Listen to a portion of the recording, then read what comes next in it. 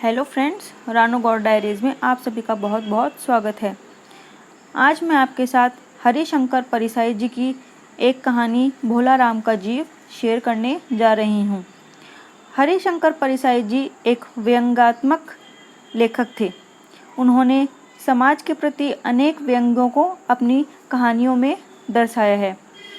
तो चलिए हम अपनी कहानी की शुरुआत करते हैं।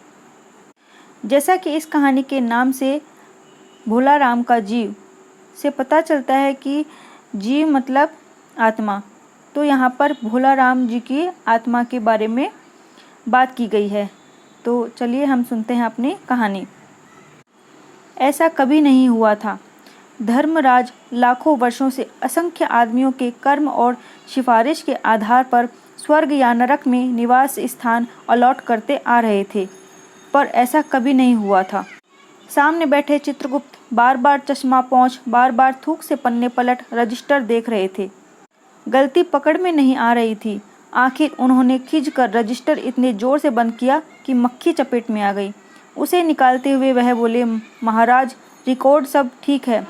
भोला राम के जीव ने 5 दिन पहले देह त्यागी और यमदूत के साथ इस लोक के लिए रवाना भी हुए, पर यहाँ अभी तक नहीं पहुँचा। धर्मराज ने पूछा, और वह दूत कहाँ है? धर्मराज, महाराज, वह भी लापता है। इसी समय द्वार खुले और एक यमदूत बहुत बदहवास सा वहाँ आया।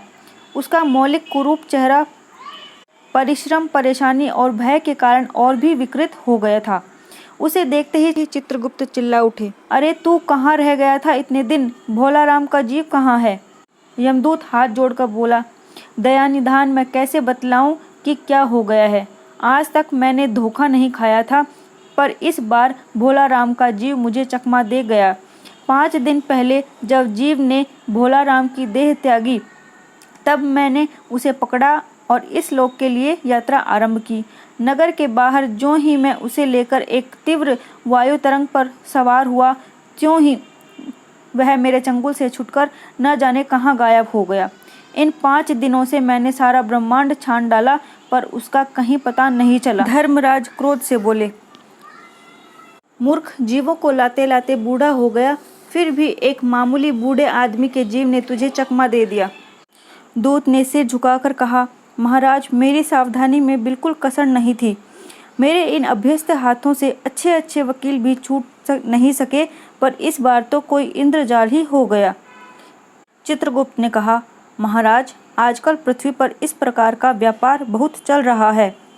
लोग दोस्तों को फल बेचते हैं और वे रास्ते में ही रेलवे वाले उड़ा लेते हैं।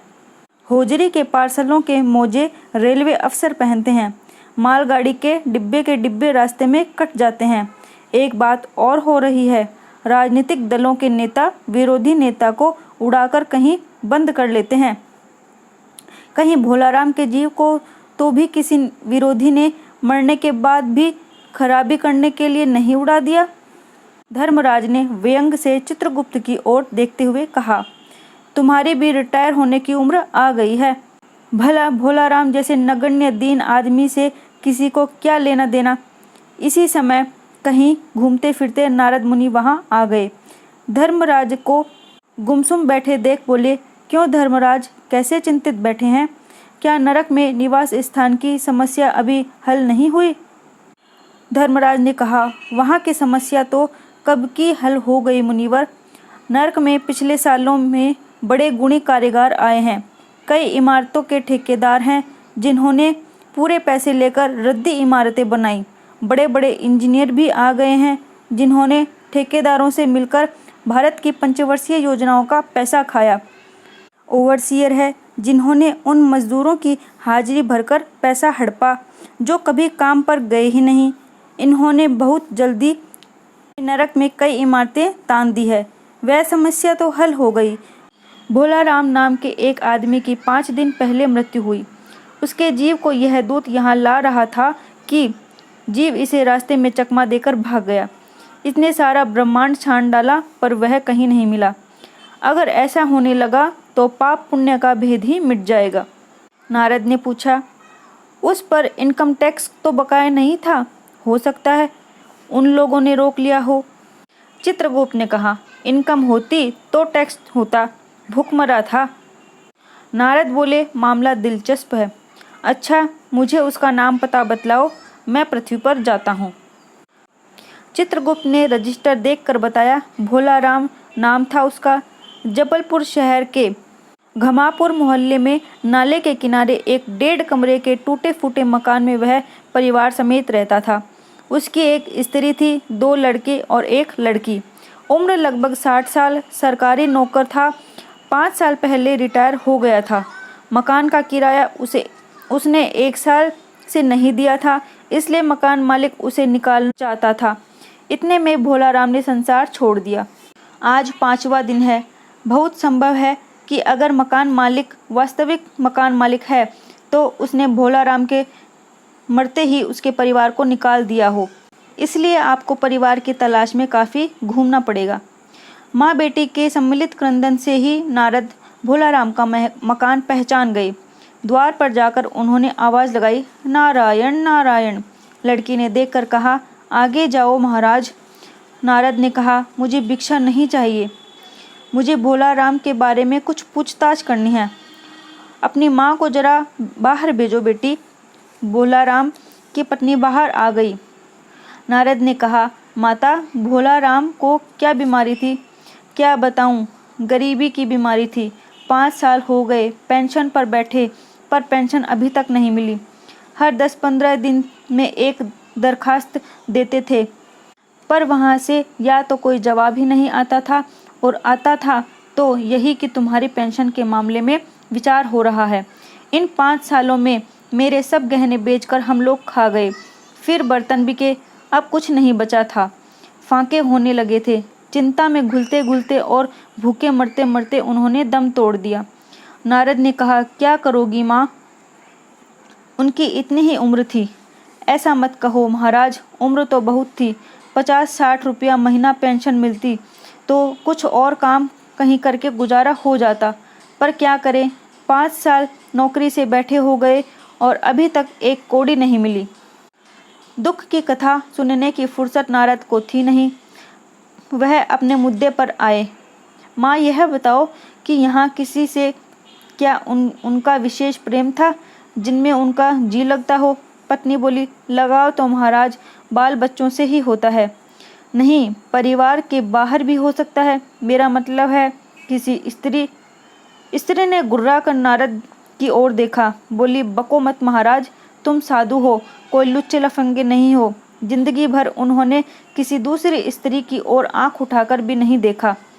नारद हंसकर बोले, हाँ, तुम्हारा यह सोचना ठीक ही है। यही भ्रम हर अच्छी गृहस्थी का आधार है। अच्छा माता, मैं चला। स्त्री ने कहा, महाराज, आप तो साधु हैं, सिद्ध पुरुष हैं, कुछ ऐसा नहीं कर सकते कि उनकी रुकी हुई पेंशन मिल जाए? इन बच्चों का पेट कुछ दिनों के लिए भर जाएगा। नारद को दया आ गई थी। वह कहने लगे, साधुओं की बात कौन मानता है? मेरा यहाँ कोई मठ तो है नहीं, फिर भी मैं सरकारी दफ्तर में जाकर कोशिश करूँगा। वहाँ से चलकर नारद सरकारी दफ्तर पहुँचे। वहाँ पहले ही कमरे में बैठे बाबू ने उन्हें भोलाराम के केस के बारे में बातें की। उस बाबू ने उन्हें ध्यानपूर्वक देखा और बोला, भोलाराम ने दरख्वास्तें तो भेजी थी, पर उन पर वजन नहीं रखा था, इसलिए कहीं उड़ गई होंगी। नारद ने कहा, भाई, ये बहुत से पेपर वेट तो रखे हैं, इन्हें क्यों नहीं रख दिया? बाबू हंसा, आप साधु हैं, आपको दुनियादारी समझ में नहीं आती। दरख्वास्तें पेपर वेट से नहीं दबती। खैर, आप उस कमरे में बैठे बाबू से मिलिए। नारद उस बाबू के पास गए। उसने तीसरे के पास भेजा, तीसरे ने चौथे के पास, चौथे ने 5वें के पास। जब नारद 25-30 बाबुओं और अफसरों के पास घूम आए, तब एक चपरासी ने कहा, महाराज, आप क्यों इस झंझट में पड़ गए? अगर आप साल भर भी यहाँ चक्कर लगाते रहे तो भी काम नहीं होगा। आप तो सीधे बड़े साहब से मिलिए, उन्हें खुश कर लिया तो अभी काम हो जाएगा। नारद बड़े साहब के कमरे में पहुँचे। बाहर चपरासी ऊँघ रहा था, इसलिए उन्हें किसी ने छेड़ा नहीं। उन्हें बिना विजिटिंग कार्ड के आया देख साहब बड़े नाराज हुए। बोला, इसे क्या कोई मंदिर वंदिर समझ लिया है? क्या धड़ाधड़ चलते आए हैं? चिट क्यों नहीं भेजी? नारद ने कहा, कैसे भेजता, चपरासी सो रहा है। क्या काम है? साहब ने रौब से पूछा। नारद ने भोला राम का पेंशन केस बतलाया। साहब बोले, आप हैं वैरागी, दफ्तरों के रीति रिवाज नहीं जानते। असल में भोला राम ने गलती की। भाई यह भी तो एक मंदिर है, यहाँ भी दान पुण्य करना पड़ता है, भेंट चढ़ानी पड़ती है। आप भोला राम के आत्मीय मालूम होते हैं। भोला राम की दरख्वास्तें उड़ रही हैं, उन पर वजन रखिए। नारद ने सोचा कि फिर यहाँ वजन की समस्या खड़ी हो गई। साहब बोले, भाई सरकारी पैसे का मामला है, पेंशन का केस 20 दफ्तरों में जाता है, देर लग ही जाती है। 20 बार एक ही बात को 20 जगह लिखना पड़ता है, तब पक्की होती है। जितनी पेंशन मिलती है उतनी कीमत की स्टेशनरी लग जाती है। हाँ, जल्दी भी हो सकती है, मगर। साहब रुके। नारद ने कहा, मगर क्या? साहब ने कुटिल मुस्कान के साथ कहा, मगर वजन चाहिए। आप समझे नहीं। जैसे आपकी यह सुंदर वीणा है, इसका भी वजन भोला राम की दरख्वास्त पर रखा जा सकता है। मेरी लड़की गाना बजाना सीखती है, यह मैं उसे दे दूंगा। साधुओं की वीणा से तो और भी अच्छे स्वर निकलते हैं। लड़की जल्दी संगीत सीख गई तो उसकी शादी भी जल्दी हो जाएगी। नारद ने अपनी वीणा छीनते देखकर जरा घबरा गए, पर फिर संभलकर उन्होंने वीणा टेबल पर रख कर कहा, यह लीजिए, अब जरा जल्दी उसकी पेंशन का ऑर्डर निकाल दीजिए। साहब ने प्रसन्नता से उन्हें कुर्सी दी, वीणा को एक कोने में रखा और घंटी बजाई। चपरासी हाजिर हुआ। साहब ने हुक्म दिया, बड़े बाबू से भोला राम के केस की फाइल लाओ। थोड़ी देर बाद चपरासी भोला राम की 100-150 दरख्वास्तों से भरी फाइल लेकर आया। उसमें पेंशन के कागजात भी थे। साहब ने फाइल पर का नाम देखा और निश्चित करने के लिए पूछा, क्या नाम बताया साधु जी आपने? नारद ने समझा कि साहब कुछ ऊंचा सुनते हैं, इसलिए जोर से बोले, भोला राम। सहसा फाइल में से आवाज आई, कौन पुकार रहा है मुझे? पोस्टमैन है क्या? पेंशन का ऑर्डर आ गया। साहब डरकर कुर्सी से लुढ़क गए। नारद भी चौंके, पर दूसरे ही क्षण बात समझ गए। बोले, भोला राम, तुम क्या भोला राम के जीव हो? हाँ, आवाज आई। नारद ने कहा, मैं नारद हूँ, मैं तुम्हें लेने आया हूँ, चलो स्वर्ग में तुम्हारा इंतजार हो रहा है। आवाज आई, मुझे नहीं जाना, मैं तो पेंशन की दरख्वास्तों में अटका हूँ, यही मेरा मन लगा है, मैं अपनी दरख्वास्तें छोड़कर नहीं जा सकता। तो फ्रेंड्स, भोला राम का जीव कहानी यहीं समाप्त होती है। आपको ये कहानी कैसी लगी कमेंट्स करके ज़रूर बताइएगा। अगर वीडियो अच्छा लगा तो प्लीज़ लाइक कीजिएगा, मेरे चैनल को सब्सक्राइब कीजिएगा और जल्दी ही मिलते हैं मेरे एक नए वीडियो के साथ। And thank you so much for watching my videos.